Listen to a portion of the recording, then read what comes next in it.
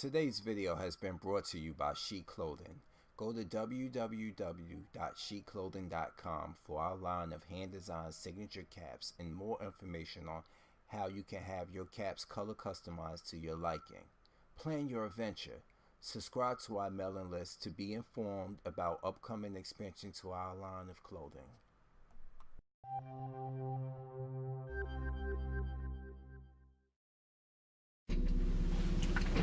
Hey, what's going on, everybody? Cause I'm a Fury here, and I'm trying a new format, a new style of recording with my Canon Rebel. I bought this camera, and I'm like, you know what? Maybe try to put it to good use. And as you can see, my dog here is Petey in the background. I had to block him off because he always likes to come in and interrupt me. So here we go. Initial video. I've been gone for a while. I've been having issues with my body, my health. Nothing major, just like I work a lot. I'm a blue collar dude. So your body catches up to you every now and then. So I'm back because December 12th came and went. And what was released December 12th? What was it? Resident Evil 7. Downloadable content, the free Not a Hero, the $15 if you don't have a season pass, End of Zoe. And like I said, I don't own the fucking game. I tried it out, I returned it to the store. This is not the game for me, but that's neither here or there. So what do? Of course I follow a lot of Resident Evil news. Even though I hate 7 as a game, it's the Resident Evil universe, and I'm intrigued by the Resident Evil universe. I'm a fan of it, storyline wise. And I'm here to tell you, this game does absolutely nothing for this storyline. You want to know who Lucas is working for? They're just called The Connections. Are you fucking kidding me? And then, on top of that, you could beat it. If you don't look around, you can beat the game, I swear. You can beat the game in about a good hour, maybe? Pushing it the most, an hour and a half. And then End of Zoe, you get the protagonist is revealed to be Joe Baker. It is Jack's brother, which I don't have a problem with. But get this shit. This motherfucker could beat up Molded with his bare hands. He is strong as shit. Like, Ethan was a bitch compared to him. Chris even had to shoot them first and then set them up for a punch. But Joe Baker, no problem. He beats them like you can see the tenderization in the Molded's body when he hits them, and I'm like, what the fuck is this dude on? He eats bugs to regain energy, and you can mix it with chemicals and stuff like that, and I don't know, it fucking bewilders me that this is part of the Resident Evil 7 storyline. Let that sink in for a moment. This is a part of the Resident Evil 7 storyline. I'm not making this up, people. Go stream it. Go watch people play it. You know? You can beat both of them combined in about 2 hours and some change. Probably less if you're good. Once you get good in it. And it's so predictable. Lucas turns himself into a bioweapon. No, he don't turn himself into a bioweapon. Hey, that's Chip right there, people. Ain't go Petey. Both of them. I got 2 dogs, people. So Lucas, of course, gets shot in the face, in the head, and by Chris. He transforms to something else. Then you kill him, and that's pretty much it. And then you go on to End of Zoe, which is the end of Resident Evil 7. Story. This is it. This is the end of it.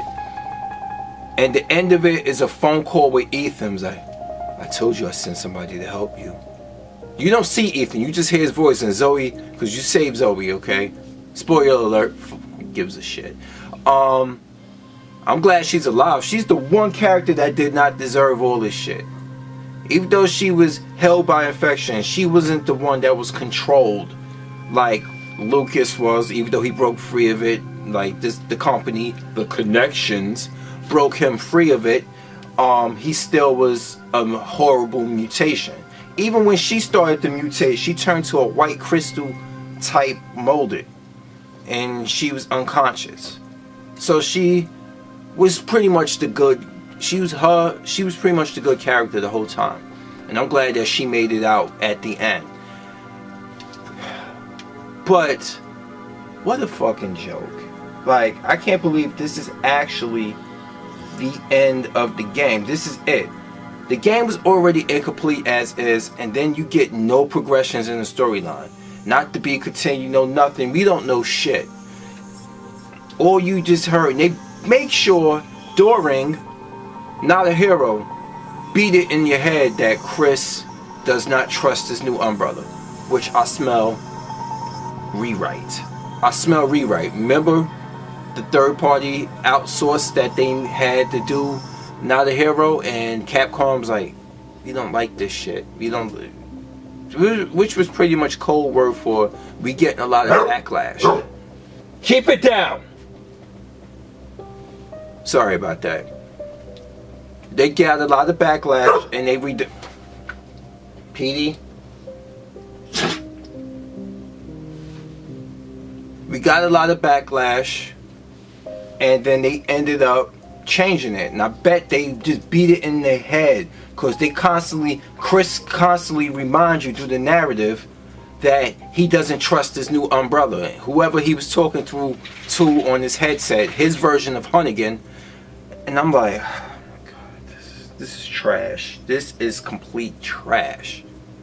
RE7, both of them, both downloadable content is trash. And I'm not saying that because I hate RE7. I was really hoping this is going to finish the story. Maybe I have new respect for this game. Maybe I would make the purchase, because I can purchase RE7 for very cheap, and then have Not a Hero for free, and then maybe purchase Ender Zoe. Those are the three story of the game. The main storyline, Not a Hero, and Ender Zoe. In that order. See, just because I think the game's trash doesn't mean I don't know about the fucking game or care about it. It's the storyline. It's Resident Evil.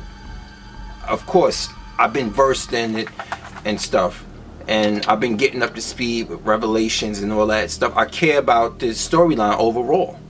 I'm a fan. I wouldn't be making these videos if I didn't try to look into it and actually know something.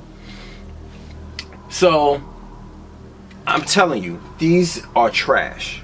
It's like I can't really, like, when it comes to progression of the story, these are trash. And let me get back into it. Let me get into Ender Zoe. Joe already told you, he beats up things with his bare hands. He don't get no weapons in this game, but spears, wooden spears. And you gotta fight, there's gators in this game. Shout out to Avid Expert. He was absolutely right. I don't know who his sources is. I don't want to know. But they are on point. There are gators in this game and stuff. He was right about that. He found out that, which is funny because there was no gators in the RE7 game. Like, where would they sleep? See, this is what I'm talking about. Like, as for progression of the story, I just think, like, you go back to all the same parts post RE7 main storyline. You go back to all the same areas. And it's gators all of a sudden. And then now we don't, like I said earlier, we have no explanation of how in the love of fuck do Joe Baker have this much strength. I mean, you ever seen that movie? What was the movie with Stephen Lang when he was blind and he was a badass? And Stephen Lang is all jacked up to be an older man. This is who Joe Baker remind me of, Stephen Lang. You know Stephen Lang from Avatar. The sergeant with the skull who went crazy, the one that Jake's fought at the end. That dude, Stephen Lang, was jacked up for that movie where he was blind. This is who Joe Baker remind me of, Stephen Lang. If they ever did a movie version of RE7, it would be Stephen Lang. So, we don't know how strong, why he's this strong, but he is. And let me tell you who the villain was. I watched Resident Evil Talk. I watched him stream it.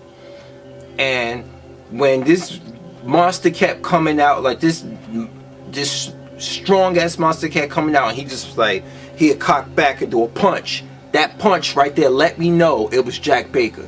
The exact same cock back and stuff. And sure enough, it was Jack Baker who didn't die.